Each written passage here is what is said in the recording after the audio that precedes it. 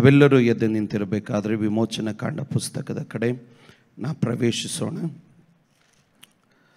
ವಿಮೋಚನ ಕಾಂಡ 33ನೇ ಅಧ್ಯಾಯದ 12ನೇ ವಾಕ್ಯದಿಂದ 14ನೇ ವಾಕ್ಯದವರೆಗೂ Book of Exodus chapter 33 words 12 onwards.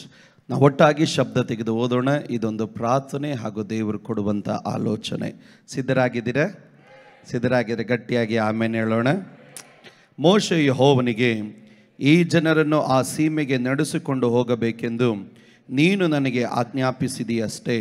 ನನ್ನ ಸಂಗಡ ಯಾರನ್ನು ಕಳಿಸುವೆಯೋ ಅದು ನನಗೆ ತಿಳಿಸಲಿಲ್ಲ. ನಿನ್ನ ಹೆಸರನ್ನು ಗೊತ್ತು ಮಾಡುವನೆಂದು ನಿನಗೆ ನನ್ನ ದಯೆ ದೊರಕಿತೆಂದು ನೀನು ನನಗೆ ಹೇಳಿದ್ದೀಯಲ್ಲ. ನನಗೆ ನಿನ್ನ ದಯೆ ದೊರಕಿದ್ದಾದರೆ ನಾನು ನಿನ್ನನ್ನು ಬಲ್ಲವನಾಗಿರುವಂತೆ ನಿನ್ನ ಮಾರ್ಗವನ್ನು ನನಗೆ ತೋರಿಸು. ಆಗ ನಿನ್ನ ದಯೆ ನನಗೆ ದೊರೆಯಿತೆಂದು ನನಗೆ ತಿಳಿದಿರುವುದು. ಈ ಜನವು ನಿನ್ನ ಪ್ರಜೆ ಎಂದು ಜ್ಞಾಪಕ ಮಾಡಿಕೋ ಎಂದು ಹರಕೆ ಮಾಡಿದನು. 14ನೇ ವಾಕ್ಯ. ಅದಕ್ಕೆ ಯೆಹೋವನು, ನಾನೇ ನಿನ್ನ ಜೊತೆಯಲ್ಲಿ ಬಂದು ನಿಮಗೆ ವಿಶ್ರಾಂತಿಯನ್ನು ಉಂಟು ಮಾಡುವೆನು. ಅದಕ್ಕೆ ಯೆಹೋವನು, ನಾನೇ ನಿಮ್ಮ ಜೊತೆಯಲ್ಲಿ ಬಂದು ವಿಶ್ರಾಂತಿಯನ್ನು ಉಂಟು ಮಾಡುವೆನು. ಈ ಜುಲೈ ತಿಂಗಳನ್ನು ನಾವು ಕರ್ತನಾದಂಥ ದೇವರ ನಾಮದಲ್ಲೂ ತಂದೆ ಕುಮಾರ ಪರಿಶುದ್ಧಾತ್ಮನ ನಾಮದಲ್ಲೂ ನಾವು ಕೂಗಿ ಹೇಳ್ತಾ ಇದ್ದೇವೆ. ಈ ಜುಲೈ ತಿಂಗಳು ದೇವ ಜನರಿಗೂ ದೇವರ ಸಭೆಗೂ ಇದು ವಿಶ್ರಾಂತಿಯ ತಿಂಗಳಾಗಿರುತ್ತೆ. The month of rest. ನಾನು ಮತ್ತೊಂದು ಆವರ್ತಿ ಕೂಗಿ ಹೇಳ್ತೇನೆ, ಈ ತಿಂಗಳು ಜುಲೈ ತಿಂಗಳಲ್ಲಿ ದೇವರ ಸಭೆ ಆತ್ಮಿಕ ಮಂಡಲದಲ್ಲಿ, ಆರ್ಥಿಕ ಮಂಡಲದಲ್ಲಿ, ಕುಟುಂಬದ ಮಂಡಲಗಳಲ್ಲಿ, ಜೀವಿತದ ಎಲ್ಲ ಮಂಡಲಗಳಲ್ಲೂ ದೇವರ ವಿಶ್ರಾಂತಿ ಕಾಣತಕ್ಕಂತೆ, ದೇವರ ಒಂದು ಸಮಾಧಾನ ಕಾಣತಕ್ಕಂತೆ, ದೇವರು ನಿಮ್ಮನ್ನು ಎಲ್ಲ ವಿಷಯಗಳಲ್ಲೂ ಆತನು ನಿಮ್ಮನ್ನು ವಿಶ್ರಾಂತಿಗೊಳಿಸುವವನಾಗಿದ್ದಾನೆ. ಅದು ನಂಬೋರಿದ್ರೆ ಗಟ್ಟಿಯಾಗಿ ಒಂದು ಆಮೇಲೆ ಹೇಳೋಣ. ಕುಳಿತುಕೊಳ್ಳೋಣ. ಇವತ್ತು ನನ್ನ ಸಂದೇಶದ ಭಾಗವನ್ನು ನಾನು ಆರಂಭಿಸಿ ನಿಮಗಾಗಿ ನಾನು ಪ್ರಾರ್ಥನೆ ಮಾಡಲಿಕ್ಕೋಸ್ಕರವಾಗಿ ಹೋಗುತ್ತೇನೆ.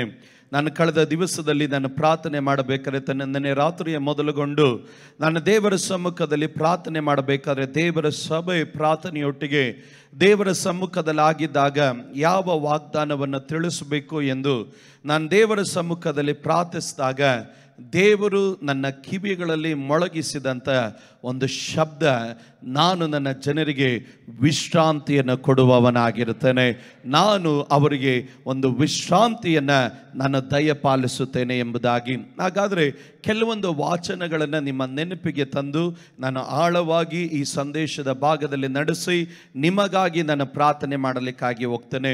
ಯೆಶಾಯನು ಬರೆದಂಥ ಪ್ರವಾದಿ ಗ್ರಂಥ 26ನೇ ಅಧ್ಯಾಯದ 3ನೇ ವಚನವನ್ನು ನಾವು ಗಮನಿಸಿದಾಗ, ಯೆಶಾಯನು ಬರೆದ ಪ್ರವಾದಿ ಗ್ರಂಥ 26ನೇ ಅಧ್ಯಾಯದ 3ನೇ ವಚನದಲ್ಲಿ ಗಮನಿಸಿದಾಗ ದೇವರ ವಾಕ್ಯದಲ್ಲಿ ಗಮನಿಸ್ತೇವೆ, ಸ್ಥಿರಚಿತ್ತನನ್ನು ಶಾಂತಿಯಲ್ಲಿ ನೆಲೆಗೊಳಿಸಿ ಕಾಯುವಿ, ಅವನಿಗೆ ನಿನ್ನಲ್ಲಿ ಭರವಸೆ ಇದೆ ಎಂಬುದಾಗಿ. ಅಲ್ಲಿ ದೇವರ ವಾಕ್ಯದಲ್ಲಿ ನಾವು ಗಮನಿಸ್ತೇವೆ, ಸ್ಥಿರ ಚಿತ್ತನನ್ನು ಶಾಂತಿಯಲ್ಲಿ ನೆಲೆಸಿ ನೀನು ಕಾಯುವಿ, ಅವನಿಗೆ ನಿನ್ನಲ್ಲಿ ಭರವಸೆ ಇದೆ ಎಂಬುದಾಗಿ. ಹಾಗಾದರೆ ಈ ಜುಲೈ ತಿಂಗಳನ್ನು ಆರಂಭಿಸಬೇಕಾದ್ರೆ ನಾನು ಒಂದು ಕಾರ್ಯವನ್ನು ದೇವರ ಸಭೆಗೆ ನೆನಪಿಸ್ತೇನೆ. ಸ್ವಂತ ಬಲದಲ್ಲಿ ಈ ಜುಲೈ ತಿಂಗಳನ್ನು ಆರಂಭಿಸಬೇಡ್ರಿ. ಸ್ವಂತ ಸಾಮರ್ಥ್ಯದಲ್ಲಿ ಈ ಜುಲೈ ತಿಂಗಳನ್ನು ಆರಂಭಿಸಬೇಡ್ರಿ. ಸ್ವಂತ ಪ್ಲಾನ್ಗಳ ಮುಖಾಂತರ, ಸ್ವಂತ ಉದ್ದೇಶಗಳ ಮುಖಾಂತರ, ನಿಮ್ಮ ಸ್ವಂತ ನಿರ್ಣಯಗಳ ಮುಖಾಂತರವಾಗಿ ಈ ಜುಲೈ ತಿಂಗಳನ್ನು ಆರಂಭಿಸಬೇಡ್ರಿ. ಈ ಜುಲೈ ತಿಂಗಳನ್ನು ಕರ್ತನಲ್ಲಿ ಭರವಸೆ ಇಟ್ಟು ಆರಂಭಿಸಿರಿ. ಈ ಜುಲೈ ತಿಂಗಳನ್ನು ಕರ್ತನೇ ನನ್ನ ಭರವಸೆ ನಿನ್ನಲ್ಲಿ ಮಾತ್ರ, ಈ ಜುಲೈ ತಿಂಗಳನ್ನು ನೀನು ನಡೆಸು ದೇವರೇ ಎಂದು ನಾವು ಕರ್ತನಲ್ಲಿ ಭರವಸೆ ಇಟ್ಟು ಈ ಜುಲೈ ತಿಂಗಳನ್ನು ನಾವು ಆರಂಭಿಸುವುದಾದರೆ ಬೈಬಲಲ್ಲಿ ನಾವು ಗಮನಿಸ್ತೇವೆ, ಸ್ಥಿರ ಚಿತ್ತನನ್ನು, ಅಂದರೆ ಎರಡು ಮನಸ್ಸುಳ್ಳವನನ್ನಲ್ಲ, ಕದಲುವಂಥ ಒಂದು ಮನೋಭಾವನೆ ಉಳ್ಳಂಥವನನ್ನಲ್ಲ. ದೇವರ ವಾಕ್ಯ ಹೇಳ್ತದೆ, ತನ್ನ ಉದ್ದೇಶದಲ್ಲಿ, ತನ್ನ ಸಂಕಲ್ಪದಲ್ಲಿ, ದೇವರ ಕಾರ್ಯದಲ್ಲಿ ಸ್ಥಿರನಾಗಿ ನಿಂತಿರುವವನು. ಅದರ ಅರ್ಥ ಏನಂದರೆ, ನಾನು ದೇವರ ಮೇಲೆ ಭರವಸೆ ಇಟ್ಟಿದ್ದೇನೆ ಅಂತ ಹೇಳಿದ್ರೆ ದೇವರ ಮೇಲೆ ಮಾತ್ರ ಭರವಸೆ ಇಟ್ಟಿರೋದು, ಮತ್ತೊಂದು ಆಲೋಚನೆ ಮಾಡದಂತೆ ಆ ಒಂದು ಕಾರ್ಯದಲ್ಲೇ ಸ್ಥಿರಚಿತ್ತನಾಗಿ ಯಾರು ನಿಲ್ತಾರೋ ದೇವರು ಅವನನ್ನು ಶಾಂತಿಯಲ್ಲಿ ದೇವರು ಆತನನ್ನು ಕಾಯುವವನಾಗಿರ್ತಾನೆ. ಹಾಗಾದ್ರೆ ನಾನು ಒಂದು ಕಾರ್ಯ ಹೇಳ್ತಾನೆ, ದೇವರು ನಿನ್ನ ಸ್ಥಿರ ಚಿತ್ತತೆಯನ್ನ ದೇವರು ಗಮನಿಸಿದಾಗ ಒಂದು ಪಕ್ಷ ನೀನು ನಾನಾ ಸಂಗತಿಗಳಲ್ಲಿ ನೀನು ಹಾದು ಹೋಗಿರಬಹುದು, ಆದರೆ ದೇವರು ನಿಮ್ಮನ್ನು ಕಾಯುವುದಕ್ಕಾಗಿ ಪ್ರಾರಂಭಿಸಿದ್ರೆ ಯಾವ ಗೊಂದಲವಾಗಲಿ ಯಾವ ಕಳವಳ ಆಗಲಿ ನಿನ್ನ ವಿಶ್ರಾಂತಿಯನ್ನು ಕೆಡಿಸುವಂತ ಯಾವುದೇ ವಿಧವಾದಂಥ ಹೋರಾಟಗಳಾಗಲಿ ನಿನ್ನ ವಿರುದ್ಧವಾಗಿ ಎದ್ದು ಬಂದ್ರು ಅದು ಯಾವುದು ನಿನ್ನನ್ನು ಮುಟ್ಟುವುದಕ್ಕೆ ನನ್ನ ಕರ್ತನು ತಾನು ಅನುಮತಿ ಕೊಡೋದಿಲ್ಲ. ಕಾರಣ ನಿನ್ನನ್ನು ಶಾಂತಿಯಲ್ಲಿ, ಸಮಾಧಾನದಲ್ಲಿ, ವಿಶ್ರಾಂತಿಯಲ್ಲಿ ಕಾಯುವುದು ದೇವರಾಗಿರುತ್ತಾನೆ. ಗಟ್ಟಿಯಾಗಿ ಆಮೇನ್ ಹೇಳ್ರಿ. ಹಾಗಾದ್ರೆ ಮೊದಲನೇದಾಗಿ ನಾವು ಕರ್ತನಲ್ಲಿ ಭರವಸೆ ಇಡಬೇಕು. ಎರಡನೇದಾಗಿ ನಾವು ಕರ್ತನಲ್ಲಿ ಭರವಸೆ ಇಟ್ಟಂಥ ವಿಷಯದಲ್ಲಿ ನಾವು ಅದರಲ್ಲೇ ಸ್ಥಿರವಾಗಿರಬೇಕು. ನಾವು ಎಂದಿಗೂ ನಾವು ಕದಲಬಾರದು. ಅದರಿಂದಲೇ ದೇವರ ವಾಕ್ಯ ಹೇಳ್ತದೆ, ಪ್ರಭುಗಳಲ್ಲಿ ಆಶ್ರಯ ಇಡುವುದಕ್ಕಿಂತ ನಿನ್ನಲ್ಲಿ ಆಶ್ರಯ ಇಡೋದು ಒಳ್ಳೆಯದು. ಮನುಷ್ಯ ಮಾತ್ರದವರಲ್ಲಿ ಭರವಸೆ ಇಡೋದಕ್ಕಿಂತ ಕರ್ತನೇ ನಿನ್ನಲ್ಲಿ ಭರವಸೆ ಇಡೋದು ಉತ್ತಮ ಎಂದು ದೇವರ ವಾಕ್ಯ ನಮಗೆ ತಿಳಿಸಿಕೊಡುವಂಥದ್ದಾಗಿರ್ತದೆ. ಹಾಗಾಗಿರುವುದಾದರೆ ದೇವರು ನಮ್ಮನ್ನ ಈ ಸಮಾಧಾನದಲ್ಲಿ, ಈ ವಿಶ್ರಾಂತಿಯಲ್ಲಿ ದೇವರು ನಮ್ಮನ್ನ ನಡೆಸಬೇಕಾದ್ರೆ ನಾವು ಮಾಡಬೇಕಾದಂಥ ಕಾರ್ಯ ಏನು? ಕೆಲವೊಂದು ಕಾರ್ಯಗಳನ್ನು ಆರಂಭದಲ್ಲಿ ನಾನು ಹೇಳಿ ಅನಂತರ ಪ್ರವಾದನೆ ಶಬ್ದಗಳಲ್ಲಿ ನಾನು ನಡೆಸಲಿಕ್ಕಾಗಿ ನಾನು ಇಷ್ಟಪಡುತ್ತೇನೆ. ನೋಡ್ರಿ, ದೇವರ ವಾಕ್ಯದಲ್ಲಿ ಕೀರ್ತನೆಗಳು 37ನೇ ಅಧ್ಯಾಯದ 5ನೇ ವಚನವನ್ನು ಗಮನಿಸಿದಾಗ, ಕೀರ್ತನೆ 37ನೇ ಅಧ್ಯಾಯದ ಅದರ 5ನೇ ವಚನದಲ್ಲಿ ಗಮನಿಸ್ತವೆ, ನಿನ್ನ ಭೂಯಾತ್ರೆಯ ಚಿಂತೆಯನ್ನ ಯೆಹೋವನಿಗೆ ವಹಿಸಿಬಿಟ್ಟು ಭರವಸದಿಂದಿರು, ಆತನೇ ಅದನ್ನ ಸಾಗಿಸುವನು. ದೇವರ ವಾಕ್ಯದಲ್ಲಿ ಕೀರ್ತನೆ 55:22ನೇ ವಚನವನ್ನು ಗಮನಿಸೋಣ. ಕೀರ್ತನೆ 55:22 ಹೇಳ್ತದೆ, ನಿನ್ನ ಚಿಂತಾಭಾರವನ್ನ ಯೆಹೋವನ ಮೇಲೆ ಹಾಕು, ಆತನು ನಿನ್ನನ್ನು ಉದ್ಧಾರ ಮಾಡುವನು, ನಿನ್ನನ್ನು ಎಂದಿಗೂ ಕದಲಗೊಡಿಸನು. ಈ ಪದಗಳಿಗಾಗಿ, ವಾಕ್ಯಕ್ಕಾಗಿ ಕೈಗಳೆತ್ತಿ ಗಟ್ಟಿಯಾಗಿ ಆಮೇನ್ ಹೇಳೋಣ. ದೇವರ ವಾಕ್ಯದಲ್ಲಿ ನಾವು ಗಮನಿಸ್ತೇವೆ, ನಿನ್ನ ಚಿಂತಾಭಾರವನ್ನ ಯೆಹೋವನ ಮೇಲೆ ಹಾಕು. ಈ ಜುಲೈ ತಿಂಗಳ ಈ 1ನೇ ತಾರೀಕು, ಈ ಆರಂಭದ ನಿಮಿಷದಲ್ಲಿ ನಾನು ಹೇಳ್ತೇನೆ, ಈ ತಿಂಗಳು ನಿಮ್ಮ ಏನೇ ಚಿಂತಾ ಭಾರ ಇರುವುದಾದರೂ ಎಲ್ಲವನ್ನ ಕರ್ತನಿಗೆ ವಹಿಸು, ಎಲ್ಲವನ್ನ ಕರ್ತನಿಗೆ ಹಾಕು. ಇವತ್ತು ನಿನ್ನ ಕುಟುಂಬದ ವಿಷಯವಾಗಲಿ, ನಿನ್ನ ಮಕ್ಕಳ ವಿಷಯವಾಗಲಿ, ನಿನ್ನ ಕೆಲಸದ ವಿಷಯವಾಗಲಿ, ನಿನ್ನ ಆರೋಗ್ಯದ ವಿಷಯವಾಗಲಿ, ನಿನ್ನ ಬಿಸ್ನೆಸ್ಸಿನ ವಿಷಯವಾಗಲಿ, ಈ ತಿಂಗಳು ಹೆಂಗಪ್ಪ ಎಂದು ಆರಂಭ ಮಾಡಬೇಕಾದ್ರೆ ನೆನೆ ರಾತ್ರಿಯಿಂದ ಭಾರ ಪಟ್ರಲ್ಲ, ನಾನು ಒಂದು ಕಾರ್ಯ ಹೇಳ್ತೇನೆ, ನಿನ್ನ ಚಿಂತಾ ಭಾರವನ್ನ, ನಿನ್ನ ಎಲ್ಲ ಪ್ರಯಾಸಗಳನ್ನ ನೀನು ಕರ್ತನ ಮೇಲೆ ವಹಿಸಿ, ಕರ್ತನ ಮೇಲೆ ನಿನ್ನ ಭಾರವನ್ನ ಹಾಕಿ ನೀನು ಭರವಸದಿಂದ ಯೆಹೋವನೇ ಅದನ್ನ ಸಾಗಿಸುವವನಾಗಿರ್ತಾನೆ. ಹಾಗಾದ್ರೆ ಈ ಆರಂಭದ ನಿಮಿಷದಲ್ಲಿ ನಾನು ಹೇಳ್ತೇನೆ, ಕರ್ತನು ನಿನಗೆ ವಿಶ್ರಾಂತಿ ಕೊಡಬೇಕಾ? ಒಂದನೇದಾಗಿ ನಿನ್ನ ಎಲ್ಲ ಭಾರವನ್ನ ದೇವರ ಮೇಲೆ ಹಾಕಬೇಕು. ಹಲ್ಲೆಲೂಯಾ. ಭಾರ ಹೊತ್ತುಕೊಂಡವನಿಗೆ ಯಾವಾಗಲೂ ಒಂದು ಚಿಂತೆ, ಈ ಭಾರ ಯಾವಾಗ ಇಳಿಯುತ್ತೆ ಅಂತ. ಭಾರ ಇಳಿದ ಮೇಲೆ ಅವನು ಹೇಳ್ತಾನೆ, ನಿಟ್ಟುಸಿರು ಬಿಡ್ತಾನೆ, ಅಬ್ಬಬ್ಬಾ ಅಂತ. ಹಾಗಾದ್ರೆ ನಿಮಗೆ ಭಾರ ನಿಮ್ಮ ಮೇಲಿದ್ರೆ ನಿಮಗೆ ವಿಶ್ರಾಂತಿ ಬರಲ್ಲ. ಆ ಭಾರ ನಿಮ್ಮಿಂದ ಹೋದಾಗ ಮಾತ್ರನೇ ನಿಮ್ಮ ಮೇಲೆ ವಿಶ್ರಾಂತಿ ಬರಲಿಕ್ಕೆ ಸಾಧ್ಯ. ಹಾಗಾದ್ರೆ ಈ ಜುಲೈ ತಿಂಗಳ 1ನೇ ತಾರೀಕು ನಾನು ಹೇಳ್ತೇನೆ, ಏನೇ ಭಾರ ನೀವು ಹೊತ್ತುಕೊಂಡಿದ್ರು ಅದನ್ನು ಕರ್ತನಿಗೆ ನೀವು ವಹಿಸ್ರಿ, ಅದನ್ನ ಕರ್ತನ ಮೇಲೆ ನೀವು ಹಾಕ್ರಿ. ದೇವರೇ, ಇದನ್ನು ನೀನು ನೋಡ್ಕೋ, ಇದನ್ನು ನೀನು ನಡೆಸು, ಇದರ ಭಾರ ನಿನ್ನ ಮೇಲೆ ಎಂದು ಕರ್ತನ ಮೇಲೆ ಹಾಕಿ ನೀವು ನಿಶ್ಚಿಂತೆಯಿಂದ ಇರ್ರಿ. ಹಾಗಾದ್ರೆ ಒಂದು 30 ಸೆಕೆಂಡ್ ನಾನು ನಿಮ್ಗೆ ಟೈಮ್ ಕೊಡ್ತೇನೆ, ನೀವು ಪ್ರಾರ್ಥನೆ ಮಾಡ್ರಿ. ಏನೇನು ಭಾರ ನೀವು ಈ ತಿಂಗಳು ಹೊತ್ಕೊಳ್ಬೇಕಂತ ನಿಮ್ಮ ಮನಸ್ಸಲ್ಲಿ ಇದೆಯೋ, ಈ ಆರಂಭದ ಸೆಕೆಂಡಲ್ಲಿ ಆ ಭಾರವನ್ನೆಲ್ಲ ದೇವರ ಮೇಲೆ ಹಾಕ್ರಿ. ಅದನ್ನು ಬಾಯಿ ತೆರೆದು ಕೂಗಿ ಹೇಳ್ರಿ, ಕನ್ಫಸ್ ಮಾಡಿ ಹೇಳ್ರಿ, ದೇವರೇ, ಅದು ಫೈನಾನ್ಷಿಯಲ್ ಮಂಡಲ ಆಗಲಿ, ಕೆಲಸಗಳಾಗಲಿ, ಬಿಸ್ನೆಸ್ ಆಗಲಿ, ಅದು ಮಕ್ಕಳ ವಿಷಯವಾಗಲಿ, ಕುಟುಂಬದ ವಿಷಯ ಆಗಲಿ, ಅದು ಎಂಥ ವಿಷಯವಾಗಲಿ, ಜೂನ್ ತಿಂಗಳಿಂದ ನಾನು ಹೊತ್ತುಕೊಂಡು ಬಂದಿದ್ದು ಈ ಜುಲೈ ತಿಂಗಳಲ್ಲಿ ನಾನು ಹೊರೋದಿಲ್ಲ. ಆ ಭಾರವನ್ನು ನಾನು ನಿನ್ನ ಮೇಲೆ ಹಾಕುತ್ತಾ ಇದ್ದೇನೆಂದು ಯಾರಾದರೂ ಒಂದು ನಿಮಿಷ, ಒಂದು 30 ಸೆಕೆಂಡ್ ಬಲಗೈಯನ್ನು ಮೇಲೆತ್ತಿ, ಅನ್ಯ ಭಾಷೆಯಲ್ಲ, ಬಾಯಿ ತೆರೆದು ನಿಮ್ಮ ಭಾಷೆಯಲ್ಲಿ ಶಬ್ದ ತೆಗೆದು ಪ್ರಾರ್ಥನೆ ಮಾಡ್ರಿ. ಈ ಆರಂಭದ ಸೆಕೆಂಡ್ಗಳಲ್ಲಿ ಅದನ್ನು ಬಾಯಿ ತೆರೆದು ನೀವು ಕೂಗಿ ಹೇಳ್ರಿ, ಯೇಸುವೇ ನನ್ನ ಎಲ್ಲ ಭಾರವನ್ನು, ನನ್ನ ಎಲ್ಲ ಪ್ರಯಾಸಗಳನ್ನು, ನನ್ನ ಎಲ್ಲ ದುಃಖಗಳನ್ನು, ನನ್ನ ಎಲ್ಲ ಸಂಕಷ್ಟಗಳನ್ನು ಕರ್ತನೆ ನಿನ್ನ ಮೇಲೆ ಹಾಕುತ್ತಾ ಇದ್ದೇನೆ. ನನ್ನ ಬಿಸ್ನೆಸ್ಸಿನ ಜವಾಬ್ದಾರಿ ನೀನು ತೆಗೆದುಕೋ, ನನ್ನ ಮಕ್ಕಳ ಜವಾಬ್ದಾರಿಯನ್ನು ನೀನು ತೆಗೆದುಕೋ, ನನ್ನ ಸೇವೆಯ ಜವಾಬ್ದಾರಿಯನ್ನು ನೀನು ತೆಗೆದುಕೋ, ನನ್ನ ಕುಟುಂಬದ ಜವಾಬ್ದಾರಿಯನ್ನು ನೀನು ತೆಗೆದುಕೋ, ನನ್ನ ಸಕಲ ಭಾರವನ್ನು ನಿನ್ನ ಮೇಲೆ ಹಾಕುತ್ತೇನೆಂದು ಬಾಯಿ ತೆರೆದು ಗಟ್ಟಿಯಾಗಿ ಪ್ರಾರ್ಥನೆ ಮಾಡ್ರಿ. ಏನೇ ಸಮಸ್ಯೆಗಳನ್ನು ನೀವು ಹೊರತಾ ಇದ್ರು, ಆ ಸಾಲದಾಗಲಿ ಆ ಸಂಕಷ್ಟಗಳಾಗಲಿ ಎಲ್ಲವನ್ನ ಕರ್ತನೆ ನಿನ್ನ ಮೇಲೆ ಹಾಕ್ತಾ ಇದ್ದೇನೆ. ಪ್ರೇ ಪ್ರೇ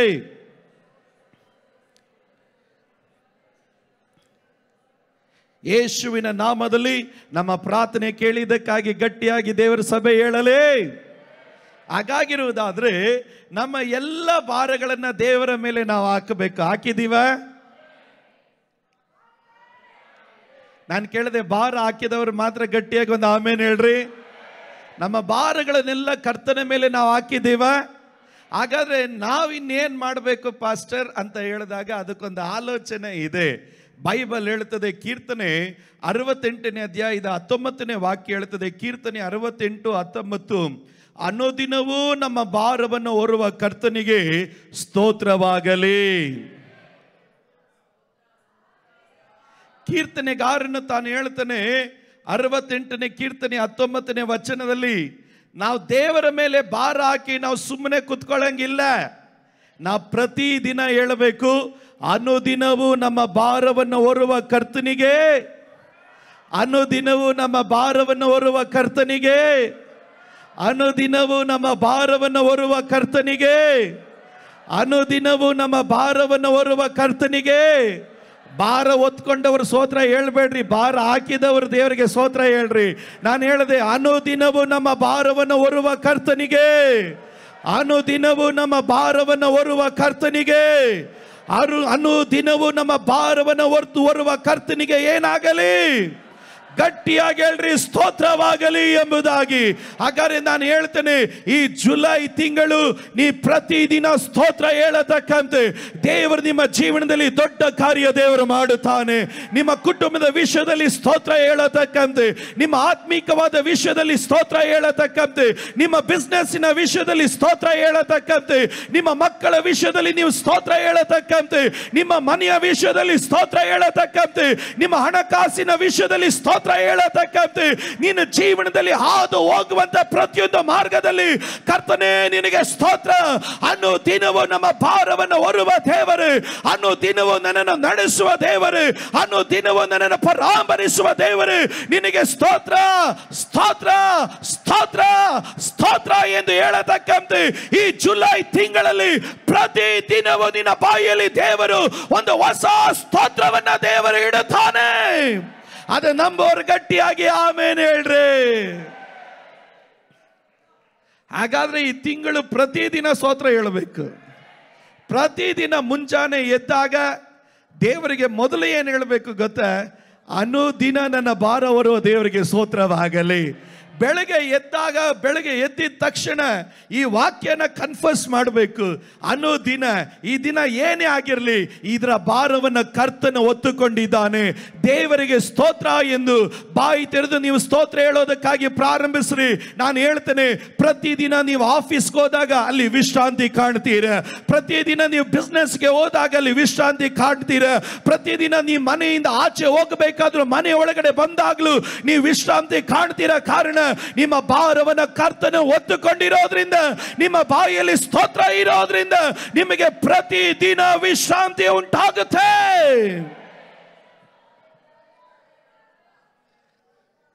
ಅನುದಿನವೂ ನಮ್ಮ ಭಾರವನ್ನು ಹೊರುವ ಕರ್ತನಿಗೆ, ಎಲ್ಲರೂ ಹೇಳ್ರಿ ಅನುದಿನವೂ, ಗಟ್ಟಿಯಾಗಿ ಹೇಳ್ರಿ ಅನುದಿನವೂ, ಅನುದಿನವೂ ನನ್ನ ಭಾರವನ್ನು ಹೊರುವ ಕರ್ತನಿಗೆ ಸ್ತೋತ್ರವಾಗಲಿ. ಇನ್ನೊಂದ್ಸರಿ ಹೇಳ್ರಿ, ಅನುದಿನವೂ ನನ್ನ ಭಾರವನ್ನು ಹೊರುವ ಕರ್ತನಿಗೆ ಸ್ತೋತ್ರವಾಗಲಿ. ಇನ್ನೊಂದ್ಸರಿ ಹೇಳ್ರಿ, ಅನುದಿನವೂ ನನ್ನ ಭಾರವನ್ನು ಹೊರುವ ಕರ್ತನಿಗೆ ಸ್ತೋತ್ರವಾಗಲಿ. ಹಾಗಾದ್ರೆ ನಾನು ಹೇಳ್ತೀನಿ, ಏನಕ್ಕೆ ಇದನ್ನು ಹೇಳಿಸ್ತೀನಿ ಅಂದರೆ, ಏನು ಮರೆತರೂ ಈ ಪದ ಮರಿಬಾರದು, ಈ ವಾಕ್ಯ ಮರಿಬಾರದು. ಪ್ರತಿದಿನ ಈ ವಾಕ್ಯವನ್ನು ಉಚ್ಚರಿಸಬೇಕು. ನನ್ನ ಭಾರವನ್ನು ಹೊರುವ ಕರ್ತನಿಗೆ ಸ್ತೋತ್ರವಾಗಲಿ. ಪ್ರತಿದಿನ ನಿನ್ನ ಬಾಯಲ್ಲಿ ಸ್ತೋತ್ರದೊಟ್ಟಿಗೆ ನಿನ್ನ ದಿನವನ್ನು ಆರಂಭಿಸು. ಈ ತಿಂಗಳುಗಳಲ್ಲಿ ದೇವರು ದೊಡ್ಡ ಕಾರ್ಯ ನಿನ್ನ ಜೀವನದಲ್ಲಿ ದೇವರು ತೆರೆದು ಬಿಡುತ್ತಾನೆ. ಹಾಗಾಗಿರೋದಾದ್ರೆ ದೇವರು ನಮ್ಮ ಭಾರಗಳನ್ನು ಹೊರುವವನಾಗಿರೋದ್ರಿಂದ ನಮಗೆ ವಿಶ್ರಾಂತಿ ಉಂಟು. ಎರಡನೇದಾಗಿ ರೋಮಾಪುರದವರಿಗೆ ಬರೆದ ಪತ್ರಿಕೆ 5ನೇ ಅಧ್ಯಾಯದ 1ನೇ ವಾಕ್ಯದಲ್ಲಿ ನಾವು ಗಮನಿಸುವ ಪ್ರಕಾರ, ಈಗಿರಲಾಗಿ ನಾವು ನಂಬಿಕೆಯಿಂದ ನೀತಿವಂತರಾದ ಕಾರಣ ನಮ್ಮ ಕರ್ತನಾದಂಥ ಯೇಸು ಕ್ರಿಸ್ತನ ಮೂಲಕ ದೇವರೊಂದಿಗೆ ಉಂಟಾದ ಸಮಾಧಾನದಲ್ಲಿ ನಾವು ಇರೋಣ. ಹಾಗಾದರೆ ನಾನು ಎರಡನೇದಾಗಿ ದೇವರ ಮಕ್ಕಳು ಗಮನಿಸಿ, ನಮ್ಮ ಎಲ್ಲ ಪಾಪಗಳನ್ನು ದೇವರು ಕ್ಷಮಿಸಿ ತನ್ನ ರಕ್ತದಿಂದ ದೇವರು ನಮ್ಮನ್ನು ತೊಳೆದು ಶುದ್ಧೀಕರಿಸಿ ಕ್ರಿಸ್ತನಿಂದ ಉಂಟಾದಂಥ ಸಮಾಧಾನದಲ್ಲಿ ದೇವರು ನಮ್ಮನ್ನು ನೆಲೆಸಿರೋದ್ರಿಂದ ಇವತ್ತು ನಾವು ಕ್ರಿಸ್ತನ ಸಮಾಧಾನದಲ್ಲಿ ನಾವು ನೆಲೆಗೊಂಡವರಾಗಿರಬೇಕು. ಹಾಗಾದರೆ ಇವತ್ತು ನಾನು ಆರಂಭದಲ್ಲೇ ಕೂಗಿ ಹೇಳ್ತೇನೆ, ಈ ಜುಲೈ ತಿಂಗಳಲ್ಲಿ ಪಾಪದ ಭಾರ ಹೊತ್ತುಕೊಂಡು ನೀನು ಮುಂದಕ್ಕೆ ಹೋಗಬಾರದು. ಶಾಪದ ಭಾರವನ್ನು ಹೊತ್ತುಕೊಂಡು ಮುಂದಕ್ಕೆ ಹೋಗಬಾರದು. ಯಾವುದೇ ವಿಧವಾದಂಥ ಸೈತಾನನ ಕ್ರಿಯೆಗಳ ಭಾರವನ್ನು ಹೊತ್ತುಕೊಂಡು ನೀನು ಮುಂದಕ್ಕೆ ಹೋಗಬಾರದು. ಈ ಜುಲೈ ತಿಂಗಳ 1ನೇ ತಾರೀಕು ನಾನು ಕೂಗಿ ಹೇಳ್ತೇನೆ, ಪಾಪದ ಭಾರವಾಗಲಿ ಶಾಪದ ಭಾರವಾಗಲಿ ಇವತ್ತು ನೀನು ಹೊತ್ತುಕೊಂಡು ಈ ದಿನ ಆಲಯದಲ್ಲಿ ಕೂತಿದ್ರೆ ಯೇಸುವಿನ ರಕ್ತ ನಿನ್ನನ್ನು ಸಕಲ ಪಾಪಗಳಿಂದ ತೊಳೆದು ಶುದ್ಧೀಕರಿಸಿ ಆ ಪಾಪದ ಭಾರದಿಂದ, ಆ ಶಾಪದ ಭಾರದಿಂದ ನಿನ್ನನ್ನು ಬಿಡುಗಡೆ ಮಾಡಿ ಈ ತಿಂಗಳು ದೇವರು ನಿನ್ನನ್ನು ಕ್ರಿಸ್ತನ ಸಮಾಧಾನದಲ್ಲಿ ದೇವರು ನಿನ್ನನ್ನು ನೆಲೆಗೊಳಿಸುವವನಾಗಿದ್ದಾನೆ. ಹಲ್ಲೆಲೂಯಾ. ದೇವರ ವಾಕ್ಯ ಹೇಳುತ್ತದೆ, ದುಷ್ಟನಿಗೋ ಸಮಾಧಾನ ಇಲ್ಲ. ಯಾರಿಗೆ ಸಮಾಧಾನ ಇಲ್ಲ? ಪಾಪ ಮಾಡುವವನಿಗೆ ಸಮಾಧಾನ ಇಲ್ಲ. ಪಾಪದ ಭಾರವನ್ನು ಹೊತ್ತಿರುವವನಿಗೆ ಸಮಾಧಾನ ಇಲ್ಲ. ಅಪರಾಧಗಳಲ್ಲಿ ಜೀವಿಸುವವನಿಗೆ ಸಮಾಧಾನ ಇಲ್ಲ. ಹಾಗಾದ್ರೆ ಈ ತಿಂಗಳು ದೇವರು ನಮಗೆ ವಿಶ್ರಾಂತಿಯನ್ನು ಕೊಡ್ತೀನಿ ಅಂತ ದೇವರು ಹೇಳಿದಾಗ ದೇವರು ಮಾಡುವಂತ ಎರಡನೇ ಕಾರ್ಯ ಏನು ಗೊತ್ತಾ? ಈ ಮೊದಲನೆಯ ದಿನದಲ್ಲಿ ದೇವರು ನಿನ್ನ ಎಲ್ಲ ಪಾಪಗಳನ್ನ, ಸಭೆಯನ್ನ ದೇವರು ಮತ್ತೆ ತನ್ನ ರಕ್ತದಿಂದ ದೇವರು ತೊಳಿಲಿಕ್ಕಾಗಿ ಹೋಗುತ್ತಾನೆ. ಇಲ್ಲಿರುವಂತ ಪ್ರತಿಯೊಂದು ವಿಶ್ವಾಸಿಗಳನ್ನ ಯೇಸು ಕ್ರಿಸ್ತನ ಪರಿಶುದ್ಧವಾದ ರಕ್ತವು ತೊಳೆದು ಶುದ್ಧಿ ಮಾಡಲಿಕ್ಕಾಗಿ ಹೋಗುತ್ತೆ. ಯೇಸುವಿನ ನಾಮದಲ್ಲಿ ಪಾಪದ ಭಾರದಿಂದ ಉಂಟಾಗುವಂತ ಗೊಂದಲ ಆಗಲಿ, ಅಸಮಾಧಾನ ಆಗಲಿ ಈ ಜುಲೈ ತಿಂಗಳಲ್ಲಿ ನಿನ್ನನ್ನು ನಡೆಸೋದಿಲ್ಲ. ಯೇಸು ಕ್ರಿಸ್ತನ ರಕ್ತದ ಶುದ್ಧೀಕರಣ, ಕ್ಷಮಾಪಣೆ ನಿನ್ನನ್ನು ಕ್ರಿಸ್ತನೊಂದಿಗೆ ಸಮಾಧಾನದಲ್ಲಿ ನಡೆಸುತ್ತೆ. ಹಾಗಾದ್ರೆ ಬಲಗೈಯನ್ನು ಮೇಲೆತ್ತಿ ತಿರ್ಗಾ 30 ಸೆಕೆಂಡ್ ನಿಮಗೆ ಅವಕಾಶ ಕೊಡ್ತಾನೆ. ದೇವರ ಬಳಿಯಲ್ಲಿ ಒಂದು ಶುದ್ಧೀಕರಣಕ್ಕಾಗಿ ಪ್ರಾರ್ಥನೆ ಮಾಡ್ರಿ. ದೇವರ ಬಳಿಯಲ್ಲಿ ಒಂದು ಕ್ಷಮಾಪಣೆಗಾಗಿ ಕೇಳ್ರಿ. ದೇವರೇ, ಈ ಜುಲೈ ತಿಂಗಳಲ್ಲಿ ನನ್ನ ಪರಿಶುದ್ಧತೆಯಲ್ಲಿ ನೆಲೆಗೊಳ್ಳಬೇಕು. ಈ ಜುಲೈ ತಿಂಗಳಲ್ಲಿ ನನ್ನ ಶುದ್ಧೀಕರಣದಲ್ಲಿ ನೆಲೆಗೊಳ್ಳಬೇಕು. ಈ ಜುಲೈ ತಿಂಗಳಲ್ಲಿ ನಾನು ದೇವರಲ್ಲಿ ಭಯಭಕ್ತಿ ಉಳ್ಳವನಾಗಿ ನೆಲೆಗೊಳ್ಳಬೇಕು. ಈ ಜುಲೈ ತಿಂಗಳು ಪಾಪದ ಭಾರವನ್ನು ನಾನು ಹೊರುವವನಲ್ಲ, ಪಾಪದ ಭಾರಗಳಿಂದ ಬಿಡಿಸಲ್ಪಟ್ಟವನಾಗಿ ನಾನು ಯೇಸು ಕ್ರಿಸ್ತನಿಂದ ಸ್ವಾತಂತ್ರ್ಯ ಉಳ್ಳವನಾಗಿ ಕ್ರಿಸ್ತನ ಸಮಾಧಾನದಲ್ಲಿ ನಾನು ನಿಲ್ಲುತ್ತೇನೆ. ಇವತ್ತು ಒಂದು ಪಕ್ಷ ಏನಾದರೂ ಪಾಪದ ಕಾರ್ಯಗಳು ನಿಮ್ಮನ್ನು ಆಳುತ್ತಾ ಇದ್ರೆ ಒಂದು ನಿಮಿಷ ಬಾಯಿ ತೆರೆದು ಕೂಗಿ ಹೇಳ್ರಿ, ಯೇಸುವೇ ನಿನ್ನ ಪರಿಶುದ್ಧವಾದ ರಕ್ತದಿಂದ ನನ್ನನ್ನು ತೊಳೆದು ಶುದ್ಧಿ ಮಾಡು. Pray pray pray. ನಮ್ಮ ಪ್ರಾರ್ಥನೆಗಳನ್ನು ಕರ್ತನಾದಂಥ ಯೇಸು ಕ್ರಿಸ್ತನ ಮೂಲಕ ಕೇಳಿದ ತಂದೆಗೆ ಗಟ್ಟಿಯಾಗಿ ಹೇಳ್ರಿ ಆಮೆನ್. ಗಟ್ಟಿಯಾಗಿ ಹೇಳೋಣ ಆಮೆನ್. ಹಾಗಾಗಿರೋದಾದ್ರೆ ಪಾಪ ಕ್ಷಮಾಪಣೆ ನಮಗೆ ವಿಶ್ರಾಂತಿಯನ್ನು ಕೊಡುತ್ತೆ. ಯೇಸು ಸ್ವಾಮಿ ಆತನ ಹೇಳಿದನು, ಸಮಾಧಾನವಾಗಿ ಹೋಗು, ಇನ್ನು ಮುಂದೆ ನೀನು ಪಾಪ ಮಾಡಬೇಡ. ಕಾರಣ ಪಾಪ ಕ್ಷಮಾಪಣೆ ಉಳ್ಳವನು ವಿಶ್ರಾಂತಿಯಲ್ಲಿ ಜೀವಿಸ್ತಾನೆ. ಹಾಗಾದರೆ ನಾನು ಒಂದು ಕಾರ್ಯ ಹೇಳ್ತೇನೆ, ದೇವರು ನಮ್ಮನ್ನು ಈ ಕ್ಷಣ ತನ್ನ ರಕ್ತದಿಂದ ದೇವರು ತೊಳೆದು ಶುದ್ಧೀಕರಿಸಿದ್ದಾನೆ. ಹಾಗಾದರೆ ಪಾಪದ ಭಾರವನ್ನು ನೀನು ಹೊರುವಂಥ ಅವಶ್ಯಕತೆ ಇಲ್ಲ. ಯೇಸು ಸ್ವಾಮಿ ನಿನ್ನನ್ನು ಬಿಡುಗಡೆ ಮಾಡಿದವನಾಗಿದ್ದಾನೆ. ಮೂರನೇದಾಗಿ ಪ್ರಾಮುಖ್ಯವಾದಂಥ ಭಾಗದ ಕಡೆ ನಾನು ನಿಮ್ಮನ್ನು ನಡೆಸಲಿಕ್ಕಾಗಿ ನಾನು ಇಷ್ಟಪಡುವನಾಗಿರ್ತೇನೆ. ಗಮನಿಸ್ರಿ, ದೇವರ ವಾಕ್ಯದಲ್ಲಿ ನಾವು ಗಮನಿಸಿದಾಗ ಹಿಬ್ರೂ ಅಲ್ಲಿ ರೆಸ್ಟ್ ಎನ್ನುವಂಥ ಪದಕ್ಕೆ, ವಿಶ್ರಾಂತಿ ಎನ್ನುವಂಥ ಪದಕ್ಕೆ ಉಪಯೋಗಿಸಲ್ಪಡುವಂಥ ಒಂದು ಪದ ಏನು ಎನ್ನುವುದಾದರೆ ನಾವು ಗಮನಿಸಿದಾಗ NAPAS ಅಂತ, NAPAS ನಾಪಾಸ್ ಅಂತ, NAPAS ಅದರ ಅರ್ಥ ಏನಂತಂದರೆ ವಿಶ್ರಾಂತಿ ಎನ್ನುವಂಥ ಹಿಬ್ರು ಪದ ಹೇಳುವಂಥದ್ದು ನಿನ್ನ ಶಕ್ತಿಯನ್ನು ನೂತನಪಡಿಸಿಕೊಳ್ಳುವುದು. ಎಲ್ಲೆಲ್ಲಿ ಬೈಬಲಲ್ಲಿ ವಿಶ್ರಾಂತಿ ರೆಸ್ಟ್ ಎನ್ನುವಂಥ ಪದ ಬರ್ತಿದೆಯೋ ಅಲ್ಲಿ ಹಿಬ್ರಲ್ಲಿ ಉಪಯೋಗಿಸಲ್ಪಡುವಂಥ ಪದ ನಾಪಾಸ್ ಅಂತ. ಅದರ ಅರ್ಥ ಏನಂದರೆ ರಿನ್ಯೂವಿಂಗ್ ಯುವರ್ ಸ್ಟ್ರೆಂತ್, ರಿಫ್ರೆಶ್, ತಾಜಾಕರವಾಗು ಎಂಬುದಾಗಿ. ನಾನು ಅನೇಕ ಸಾರಿ ಹೇಳ್ತೇನೆ, ಕೆಲವರು ಹೇಳ್ತಾರೆ ಸ್ವಲ್ಪ ನಿದ್ದೆ ಮಾಡಿ ಎತ್ತಿದ್ರೆ ಸ್ವಲ್ಪ ನಮಗೆ ಬಲ ಬಂದಂಗೆ ಆಗತ್ತೆ, ಏನೋ ತಾಜಾಕರವಾಗುತ್ತೆ ಅಂತ. ನಾನು ಒಂದು ಕಾರ್ಯಕ್ಕೋಗಿ ಹೇಳ್ತೇನೆ, ಈ ಜುಲೈ ತಿಂಗಳಲ್ಲಿ ದೇವರು ಕೆಲವರ ಬಲವನ್ನು ದೇವರು ರಿನ್ಯೂ ಮಾಡಲಿಕ್ಕಾಗಿ ದೇವರು ಹೋಗ್ತಾನೆ. ಇವತ್ತು ಈ ಜುಲೈ ತಿಂಗಳಲ್ಲಿ ನಾನು ಹೇಳ್ತೇನೆ, ದೇವರು ನಿನಗೆ ವಿಶ್ರಾಂತಿ ಕೊಡೋದು ನಿದ್ದೆ ಮಾಡೋದಕ್ಕಲ್ಲ, ದೇವರು ನಿನಗೆ ವಿಶ್ರಾಂತಿಯನ್ನು ದೇವರು ದಯಪಾಲಿಸೋದು ನಿನ್ನ ಬಲವನ್ನು ದೇವರು ಹೊಸದಾಗಿ ಮಾಡೋದಕ್ಕೆ. ಕಳೆದ 6 ತಿಂಗಳು ನೀನು ಕುಂದಲ್ಪಟ್ಟವನಾಗಿರಬಹುದು, ಕಳೆದ 6 ತಿಂಗಳು ನೀನು ಬಿದ್ದು ಹೋದವನಾಗಿರಬಹುದು, ಕಳೆದ 6 ತಿಂಗಳು ನೀನು ವೇದನೆಯಲ್ಲಿ ಇರಬಹುದು. ಆದರೆ ದೇವರು ಹೇಳ್ತಾನೆ, ನಾನು ನಿನ್ನನ್ನು ಬಿಟ್ಟು ಕೊಡೋದಿಲ್ಲ, ನಾನು ನಿನ್ನನ್ನು ವಿಶ್ರಾಂತಿಯ ಮಂಡಲಕ್ಕೆ ನಾನು ನಿನ್ನನ್ನು ಕರೆದುಕೊಂಡು ಹೋಗೋದಕ್ಕೆ ಕಾರಣ ಏನು ಗೊತ್ತಾ? ಹದ್ದಿನ ರೀತಿಯಲ್ಲಿ ನಿನಗೆ ಹೊಸ ಬಲವನ್ನು ನಿನಗೆ ಕೊಟ್ಟು 2 ರೆಕ್ಕೆಗಳನ್ನು ಚಾಚಿ ಉನ್ನತಕ್ಕೆ ಹಾರತಕ್ಕಂತೆ ಹೀಗೋ ನಾನು ನಿನ್ನನ್ನು ಮತ್ತೆ ರಿನ್ಯೂ ಮಾಡಲಿಕ್ಕಾಗಿ ಹೋಗ್ತೇನೆ, ಮತ್ತೆ ನಾನು ನಿನ್ನನ್ನು ರೀಸ್ಟೋರ್ ಮಾಡಲಿಕ್ಕೆ ಹೋಗ್ತೇನೆ, ಮತ್ತೆ ನಾನು ನಿನ್ನನ್ನು ರೀಬಿಲ್ಡ್ ಮಾಡಲಿಕ್ಕಾಗಿ ಹೋಗುತ್ತೇನೆ. ಕಾರಣವೇನೆಂದ್ರೆ ನೀನು ದೇವರ ನಾಮಕ್ಕಾಗಿ ಉಳ್ಳವನು.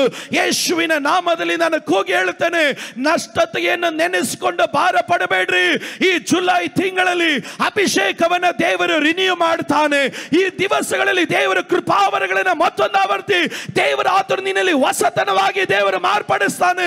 ನಿನ್ನನ್ನ ದೇವರು ತಾಜಾಕರವಾಗಿ ದೇವರು ಮಾರ್ಪಡಿಸ್ತಾನೆ. ಓಡಿ ಓಡಿ ಓಡಿ ಓಡಿ ಸುಸ್ತಾದವನು ಸ್ವಲ್ಪ ಕುತ್ಕೊಂಡಾಗ ಅಯ್ಯ ಮುಂದಕ್ಕೆ ಕೊಡೋಕ್ಕಾಗಲ್ಲ ಅಂತ ಹೇಳಿ ಸ್ವಲ್ಪ ಅವನು ವಿಶ್ರಾಂತಿ ತೆಗೆದುಕೊಂಡು ಅವನು ಮತ್ತೆ ಎದ್ದಾಗ ಯಾವ ರೀತಿ ಮುಂಚೆ ಆರಂಭಿಸ್ತನೋ ಅದೇ ರೀತಿ ಮತ್ತೆ ಆರಂಭಿಸ್ಲಿಕ್ಕಾಗಿ ಹೋಗ್ತಾನೆ. ನಾನು ಹೇಳ್ತೇನೆ, ಕೆಲವರ ಜೀವನದಲ್ಲಿ ದೇವರು ಮುಂಚೆ ಯಾವ ರೀತಿ ಆರಂಭಿಸಿದ್ರು ಅದೇ ರೀತಿ ಕೆಲವೊಂದು ಆರಂಭಗಳನ್ನು ದೇವರು ಈ ಜುಲೈ ತಿಂಗಳಲ್ಲಿ ದೇವರು ತೆರೆದು ಬಿಡಲಿಕ್ಕಾಗಿ ದೇವರು ಹೋಗ್ತಾನೆ.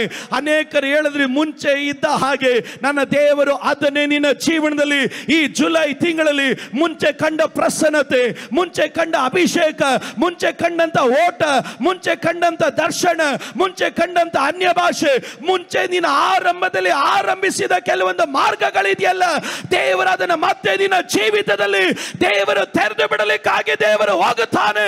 ಅದು ನಂಬೋರು ಯಾರಾದ್ರೂ ಇದ್ರೆ ಗಟ್ಟಿಯಾಗಿ ಆಮೇಲೆ ಹೇಳ್ರಿ. ಅದಕ್ಕೆ ಉಪಯೋಗಿಸಲ್ಪಡುವಂತ ಪದ ಕೀರ್ತನೆ 25:12 ಹೇಳ್ತದೆ, ಯಾವನು ಯೆಹೋವನಲ್ಲಿ ಭಯಭಕ್ತಿ ಉಳ್ಳವನಾಗಿದ್ದಾನೋ ಅವನಿಗೆ ಉಚಿತವಾದ ಮಾರ್ಗವನ್ನು ಅವನು ಬೋಧಿಸುವನು, ಅವನು ಸುಖದಲ್ಲೇ ಇರುವನು, ಅವನ ಸಂತತಿ ದೇಶವನ್ನು ಅನುಭವಿಸುವರು.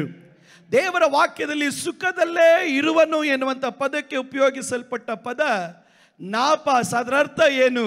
ನೀನು ಮತ್ತೆ ಬಲಗೊಳ್ಳುವವನಾಗಿರ್ತಿ. ಅದರ ಅರ್ಥ ಏನು? ದುಃಖದಲ್ಲಿ ನೀನು ಹಾದು ಹೋಗೋದಿಲ್ಲ, ವೇದನೆಯಲ್ಲಿ ಹಾದು ಹೋಗೋದಿಲ್ಲ. ಎಂದೆಂದಿಗಾಗಿ ನಿನ್ನನ್ನು, ನಿನ್ನ ಕುಟುಂಬನ, ನಿನ್ನ ಜೀವಿತವನ್ನು ದೇವರು ಸುಖದಲ್ಲೇ ದೇವರು ನೆಲೆಗೊಳಿಸ್ತಾನೆ. ಯೆರೆಮೀಯ 31:25 ಬೈಬಲಲ್ಲಿ ನಾವು ಓದ್ತೇವೆ. ದೇವರ ವಾಕ್ಯ ಹೇಳ್ತದೆ, ನಾನು ಬಳಲಿದವರನ್ನ ತಂಪುಗೊಳಿಸಿ ಕುದ್ದಿದವರನ್ನೆಲ್ಲರನ್ನ ತೃಪ್ತಿಪಡಿಸುವೆನು. ನಾನು ಮತ್ತೊಂದು ಆವರ್ತಿ ಹೇಳ್ತೇನೆ, ನಾನು ಬಳಲಿದವರನ್ನ ತಂಪುಗೊಳಿಸಿ ಕುಂದಿದವರನ್ನೆಲ್ಲರನ್ನ ತೃಪ್ತಿಪಡಿಸುತ್ತೇನೆ. ನಾನು ಹೇಳ್ತೇನೆ, ಈ ಜುಲೈ ತಿಂಗಳಲ್ಲಿ ಬಳಲಿದವರು ಯಾರಾದರೂ ಇದ್ದೀರಾ? ದೇವರು ನಿಮ್ಮನ್ನು ತಂಪು ದೇವರುಗೊಳಿಸಲಿಕ್ಕಾಗಿ ಹೋಗ್ತಾನೆ. ಕುಗ್ಗಿದವರು ಯಾರಾದರೂ ಇದ್ದೀರಾ? ದೇವರು ನಿಮ್ಮನ್ನು ತೃಪ್ತಿ ಪಡಿಸಲಿಕ್ಕಾಗಿ ದೇವರು ಹೋಗ್ತಾನೆ.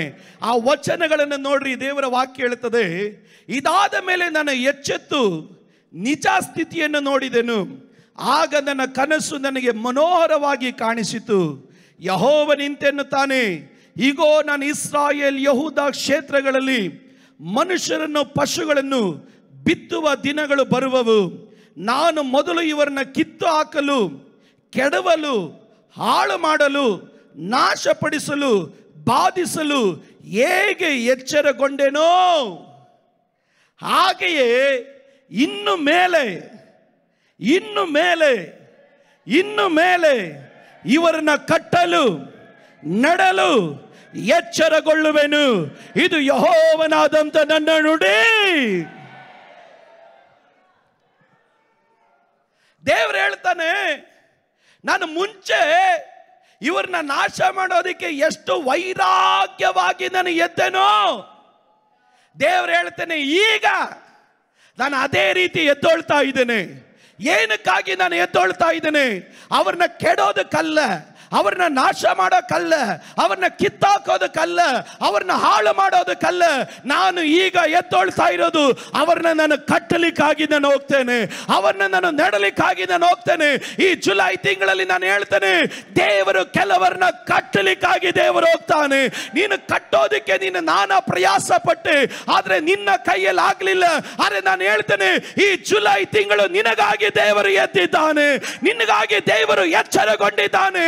ನಾನು ಒಂದು ಕಾರ್ಯ ಹೇಳ್ತೇನೆ, ನಿನ್ನ ಕುಟುಂಬ ಕಟ್ಟುವ ಸಮಯ ಆಯಿತು, ನಿನ್ನ ಬಿಸ್ನೆಸ್ ಕಟ್ಟುವ ಸಮಯ ಆಯಿತು, ನಿನ್ನ ತಲೆಮಾರನ್ನ ಕಟ್ಟುವ ಸಮಯ ಆಯಿತು, ನಿನ್ನ ಜೀವಿತವನ್ನ ದೇವರು ಕಟ್ಟುವ ಸಮಯ ಆಯಿತು.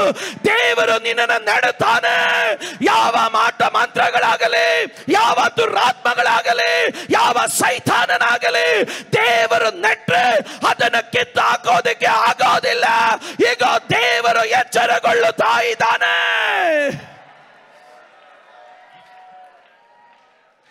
ಬಳಲಿ ಹೋದೆ ಪಾಸ್ಟರ್, ನಾನು ಬಹಳ ಬಳಲಿ ಹೋದೆ,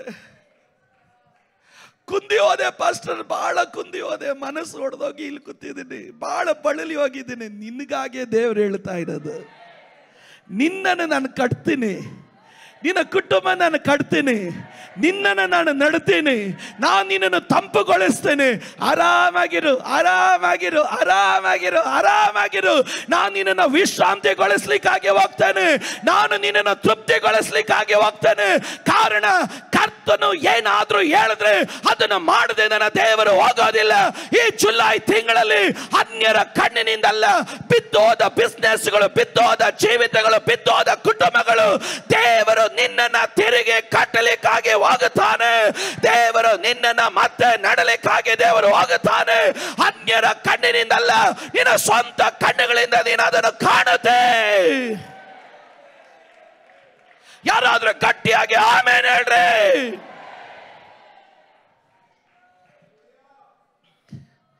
ಇನ್ನೊಂದೇ ಒಂದು ಆಲೋಚನೆ ಹೇಳಿ ನಿಮಗಾಗಿ ನಾನು ಪ್ರಾರ್ಥನೆ ಮಾಡ್ತೀನಿ. ದೇವರು ಎಚ್ಚರಗೊಂಡಿದ್ದಾನೆ.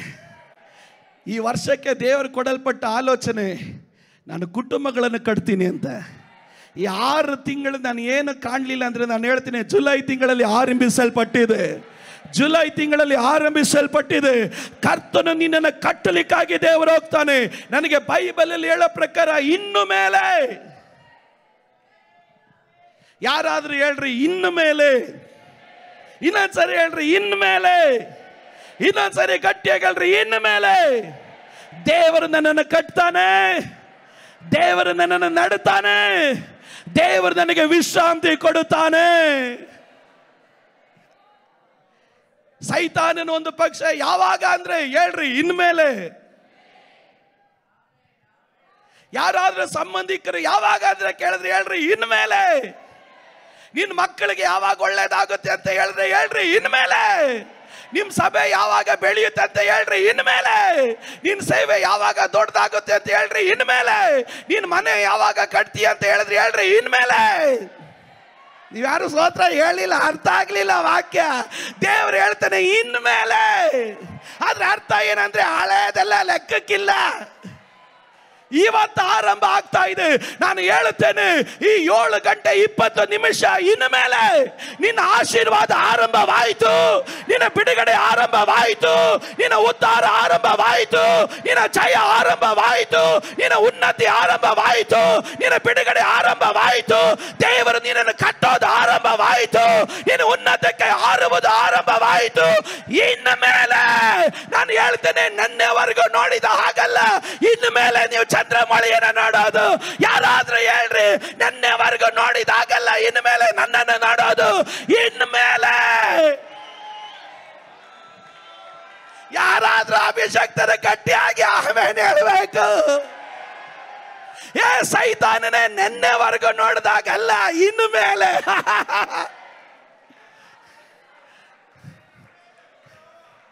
ಯಾರಾದ್ರೂ ಹೇಳಬೇಕು, ಇನ್ನು ಮೇಲೆ.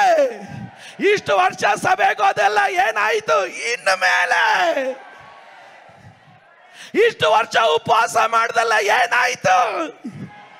ಇಷ್ಟು ದಿನ ಪ್ರಾರ್ಥನೆ ಮಾಡ್ದಲ್ಲ ಏನಾಯ್ತು? ಇಷ್ಟುವರೆಗೂ ನೀನ್ ದೇವರಿಗೆ ಕೊಟ್ಟಲ್ಲ ಏನಾಯ್ತು? ಇಷ್ಟುವರೆಗೂ ಸೇವೆ ಮಾಡ್ದಲ್ಲ ಏನಾಯ್ತು? ಸೈತಾನನ ಕೇಳುವಾಗ ಗಟ್ಟಿಯಾಗಿ ದೇವರಿಗೆ ಸ್ತೋತ್ರ ಹೇಳ್ರಿ.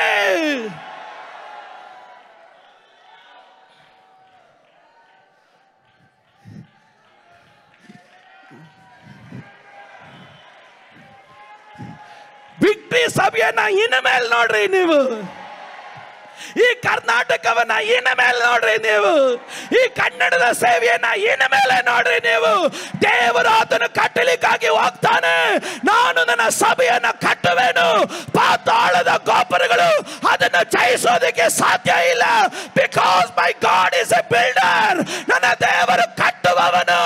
ದೇವರು ಕಟ್ಟಿದ್ರೆ ಯಾವ ಪಾತಾಳದ ಶಕ್ತಿಗಳು ಅದನ್ನು ಕೆಡವೋದಕ್ಕೆ ಆಗೋದಿಲ್ಲ. ನಂಬುವ ಸಭೆ ಮಾತ್ರ ಗಟ್ಟಿಯಾಗಿ ಸ್ತೋತ್ರ ಹೇಳ್ರಿ.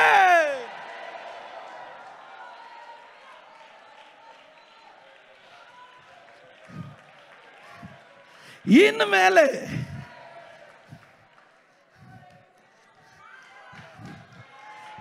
ಮೇಲೆ ನೋಡ್ರಿ, ಯಾರಾದ್ರೂ ಇನ್ಮೇಲೆ ಕೇಳಿದ್ರೆ ಹೇಳ್ರಿ. ಅದರಿಂದನೇ ದೇವರ ವಾಕ್ಯ ಹೇಳ್ತದೆ, ನಾಪಾಸ್. ಅದರ ಅರ್ಥ ಏನು ಗೊತ್ತಾ? ಮುಂಚೆ ಹೆಂಗೆ ನೀನು ಆರಂಭ ಮಾಡಿ ಇಲ್ಲಿವರೆಗೂ ಬಂದು, ಇಲ್ಲಿ ಬಂದ್ಮೇಲೆ ಸ್ವಲ್ಪ ಕುತ್ಕೊಂಡಲ್ಲ, ಯಾವ ರೀತಿ ನೀನನ್ನು ಕಟ್ಕೊಂಡು ದೇವರು ಬಂದು ಅದೇ ರೀತಿ ದೇವರು ಮತ್ತೆ ಕಟ್ಟಲಿಕ್ಕಾಗಿ ದೇವರು ಹೋಗ್ತಾನೆ. ದೇವರು ನಿಲ್ಲಿಸಲ್ಲ. ಇನ್ಮೇಲೆ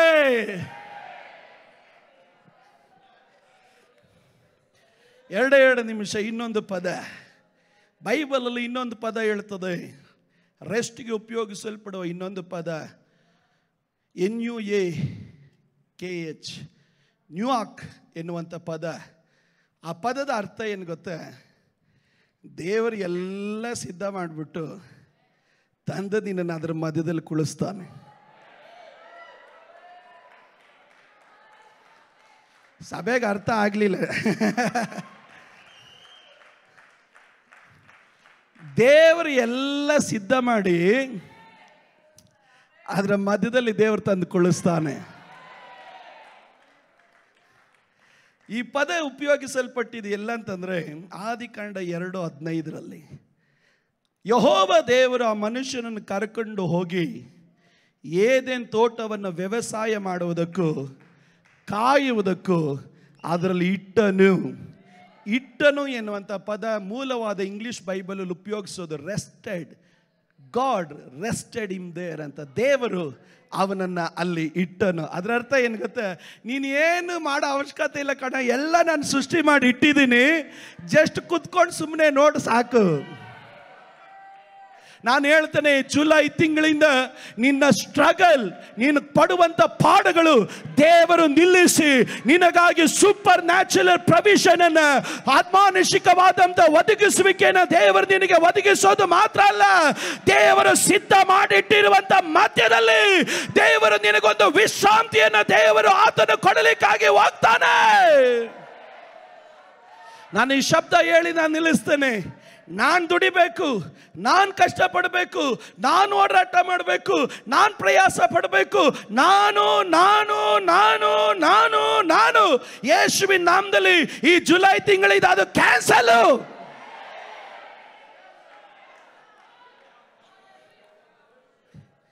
ದೇವರು ಸಭೆಯನ್ನು ವಿಶ್ರಾಂತಿಗೊಳಿಸ್ಲಿಕ್ಕಾಗಿ ಹೋಗ್ತಾನೆ. ದೇವರು ನಿಮಗಾಗಿ ಎಲ್ಲ ಸಿದ್ಧ ಮಾಡಿ ಬಾ ನೀನು ಅಂತ ಕರ್ಕೊಂಡೋಗಿ ದೇವರಲ್ಲಿ ಕುಳಿಸ್ತಾನೆ. ನಾನು ಹೇಳ್ತೇನೆ, ಸೂಪರ್ ನ್ಯಾಚುರಲ್ ಫೇವರ್ ನಿಮಗಾಗಿ ತೆರೆದು ಬರಲಿಕ್ಕಾಗಿ ಹೋಗುತ್ತೆ. ದೇವರು ನಿಮ್ಮನ್ನು ಕೆಲವೊಂದು ಮಂಡಲಗಳಲ್ಲಿ ದೇವರು ನಡೆಸಲಿಕ್ಕಾಗಿ ಹೋಗ್ತಾನೆ. ಪಾಸ್ಟರ್ ನಾನು ಕಷ್ಟಪಟ್ಟೇ ಇಲ್ಲ, ಪಾಸ್ಟರ್ ನಾನು ಊಹಿಸೇ ಇಲ್ಲ, ಪಾಸ್ಟರ್ ನಾನು ಪ್ಲಾನ್ ಮಾಡೇ ಇಲ್ಲ, ಆದರೆ ದೇವರು ನನ್ನನ್ನು ಪ್ರಮೋಷನ್ ಅಲ್ಲಿ ದೇವರು ಇಟ್ಟನು, ನನ್ನನ್ನು ಅಗ್ರಿಮೆಂಟ್ ಅಲ್ಲಿ ದೇವರು ಇಟ್ಟನು, ಆ ಆಶೀರ್ವಾದದಲ್ಲಿ ದೇವರು ನನ್ನನ್ನು ಇಟ್ಟನು ಅಂತ ಹೇಳತಕ್ಕಂತೆ ದೇವರ ರೆಸ್ಟ್ ಅನ್ನ, ದೇವರ ವಿಶ್ರಾಂತಿಯನ್ನ ದೇವರು ನಿಮ್ಮ ಮೇಲೆ ತೆರೆದು ಬಿಡಲಿಕ್ಕಾಗಿ ಹೋಗ್ತಾನೆ. ತಂದೆಯ ನಾಮದಲ್ಲಿ, ಕುಮಾರನ ನಾಮದಲ್ಲಿ, ಪರಿಶುದ್ಧಾತ್ಮನ ನಾಮದಲ್ಲಿ ಈ ಆಶೀರ್ವಾದವನ್ನ ದೇವರ ಸಭೆಯ ಮೇಲೆ ನಾನು ರಿಲೀಸ್ ಮಾಡುತ್ತಾ ಇದ್ದಾನೆ. ಸೂಪರ್ ನ್ಯಾಚುರಲ್ ಪ್ರೊವಿಷನ್ ಯೇಸುವಿನ ನಾಮದಲ್ಲಿ ಒದಗಿ ಬರಲಿ. ನಾನು ಹೇಳಿದೆ, ಇನ್ನು ಮೇಲೆ ನಿನ್ನೆವರೆಗೂ ಸ್ತೋತ್ರ ಹೇಳ್ದಂಗೆ ಮಾಡಬೇಡ್ರಿ, ಇನ್ನು ಮೇಲೆ ನಿಮ್ಮ ಸ್ತೋತ್ರ ಹೆಚ್ಚಾಗಲಿ. ನೆನ್ನೆವರೆಗೂ ಪ್ರಾರ್ಥನೆ ಮಾಡ್ದಂಗೆ ಮಾಡಬೇಡ್ರಿ, ಇವತ್ತು ನಿಮ್ಮ ಪ್ರಾರ್ಥನೆ ಹೆಚ್ಚಾಗಲಿ. ನೆನ್ನೆವರೆಗೂ ಅನ್ಯ ಭಾಷೆ ಹೇಳ್ದಂಗೆ ಮಾತಾಡಬೇಡ್ರಿ, ಇವತ್ತು ನಿಮ್ಮ ಅನ್ಯ ಭಾಷೆ ಹೆಚ್ಚಾಗಲಿ. ನೆನ್ನೆವರೆಗೂ ಚಪ್ಪಾಳೆ ತಟ್ಟಂಗೆ ಚಪ್ಪಾಳೆ ತಟ್ಟಬೇಡ್ರಿ, ಇನ್ನು ಮೇಲೆ ನಿಮ್ಮ ಚಪ್ಪಾಳೆಯ ಶಬ್ದಕ್ಕೆ ಗಟ್ಟಿ ಉಂಟಾಗಲಿ, ಶಕ್ತಿ ಉಂಟಾಗಲಿ. ಎರಡು ಕರಗಳನ್ನು ಗಟ್ಟಿಯಾಗಿ ತಟ್ಟುತ್ತಾ ಮಾತಾಡ್ರಿ ಅನ್ಯ ಭಾಷೆಯಲ್ಲಿ. Speak, speak. ಇನ್ನು ಮೇಲೆ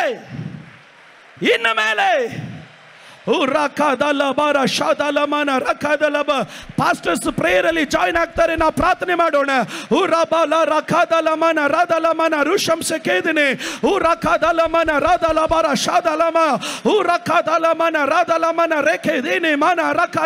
ನಾನು ಹೇಳಿದೆ, ಗಟ್ಟಿಯಾಗಿ ಕೈಗಳನ್ನು ತಟ್ರಿ, ಮಾತಾಡ್ರಿ. ಇವತ್ತು ವಿಶ್ರಾಂತಿ ನಿನ್ನ ಮೇಲೆ ಇಳಿದು ಬರ್ತಾ ಇದೆ, ನಿನ್ನ ಕುಟುಂಬದ ಮೇಲೆ ದೇವರ ವಿಶ್ರಾಂತಿ ಇಳಿದು ಬರ್ತಾ ಇದೆ, ನಿಮ್ಮ ಜೀವಿತಗಳ ಮೇಲೆ ದೇವರ ವಿಶ್ರಾಂತಿ ಇಳಿದು ಬರ್ತಾ ಇದೆ. ಹೊಂದಿಕೊಳ್ಳ್ರಿ, ಹೊಂದಿಕೊಳ್ಳ್ರಿ, ಹೊಂದಿಕೊಳ್ಳ್ರಿ, ಹೊಂದಿಕೊಳ್ಳ್ರಿ. ರಿಲೀಸ್ ಆಗಲಿ, ರಿಲೀಸ್ ಆಗಲಿ. ನಾನು ಹೇಳಿದೆ, ಒಬ್ಬರು ಕೈ ತಟ್ಟದೆ ಇರಬಾರ್ದು, ಎಲ್ಲರ ಕೈಗಳನ್ನು ತಟ್ಟಿ ಆತ್ಮದಲ್ಲಿ ತುಂಬಿ ಅನ್ಯ ಭಾಷೆಯಲ್ಲಿ ಪ್ರಾರ್ಥನೆ ಮಾಡ್ರಿ.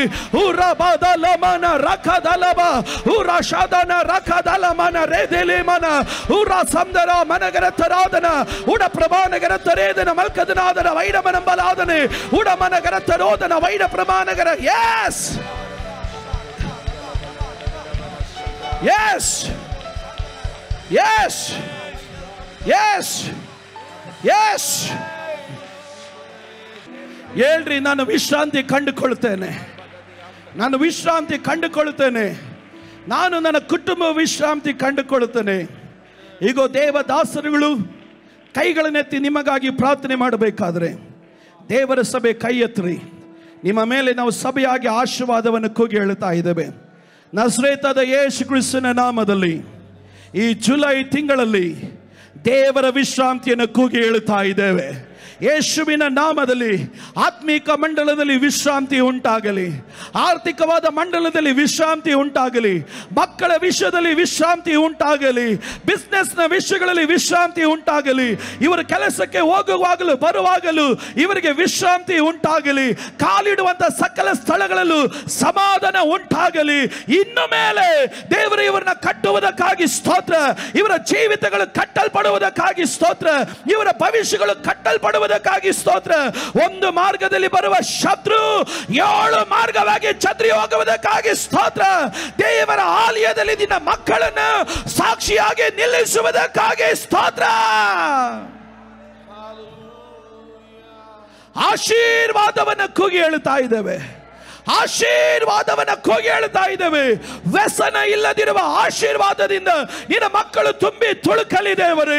ಈ ತಿಂಗಳು ಹೊಸ ಗಾಡಿಗಳನ್ನು ರಿಲೀಸ್ ಮಾಡ್ತಾ ಇದ್ದೇವೆ, ಮನೆಗಳನ್ನು ರಿಲೀಸ್ ಮಾಡ್ತಾ ಇದ್ದೇವೆ, ಪ್ರಮೋಷನ್ಗಳನ್ನು ರಿಲೀಸ್ ಮಾಡ್ತಾ ಇದ್ದೇವೆ, ಕೇಸಿನ ವಿಷಯಗಳಲ್ಲಿ ಜಯವನ್ನು ರಿಲೀಸ್ ಮಾಡ್ತಾ ಇದ್ದೇವೆ, ವೈದ್ಯರ ರಿಪೋರ್ಟಿನ ಮೇಲೆ ಸೌಖ್ಯವನ್ನು ರಿಲೀಸ್ ಮಾಡ್ತಾ ಇದ್ದೇವೆ, ಅಡ್ಮಿಷನ್ ವಿಷಯಗಳ ಮೇಲೆ ಜಯವನ್ನು ಕೂಗಿ ಹೇಳ್ತಾ ಇದ್ದೇವೆ.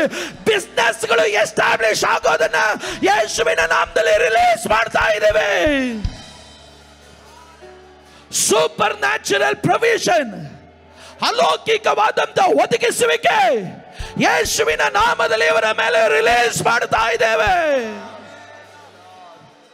ದೇವರ ಸಭೆ ಈ ಜುಲೈ ತಿಂಗಳಲ್ಲಿ ಕರ್ತನ ವಿಶ್ರಾಂತಿಯಲ್ಲಿ ನೆಲೆಗೊಳ್ಳಲಿ. ಗೊಂದಲದ ಆತ್ಮನನ್ನ, ಕಳವಳದ ಆತ್ಮನನ್ನ, ಅಸಮಾಧಾನದ ಆತ್ಮನನ್ನ ಯೇಸುವಿನ ನಾಮದಲ್ಲಿ ಸಭೆಯಿಂದ, ಕುಟುಂಬಗಳಿಂದ, ವ್ಯಕ್ತಿಗಳಿಂದ ಗದರಿಸಿ ಹೊರಗಡೆ ಆಗ್ತಾ ಇದ್ದೇವೆ. ದೇವದೂತರುಗಳು ಕಾವಲಾಗಿ ನಿಲ್ಲಲಿ, ಕುಟುಂಬಗಳನ್ನು ಪರಾಮರಿಸಲಿ. ಅದು ಯೇಸುವಿನ ನಾಮದಲ್ಲಿ ಸ್ವರ್ಗೀಯ ತಂದೆಯೇ. ಕರಗಳೆತ್ತಿ ಗಟ್ಟಿಯಾಗಿ ಹೇಳೋಣ ಆಮೆನ್. ಈ ತಿಂಗಳು ಕರ್ತನು ನಿಮ್ಮನ್ನು ತನ್ನ ಶಾಂತಿಯಲ್ಲಿ ನೆಲೆಗೊಳಿಸುವನು. ಎಲ್ಲರೂ ಗಟ್ಟಿಯಾಗಿ ಆಮೆನ್ ಹೇಳೋಣ.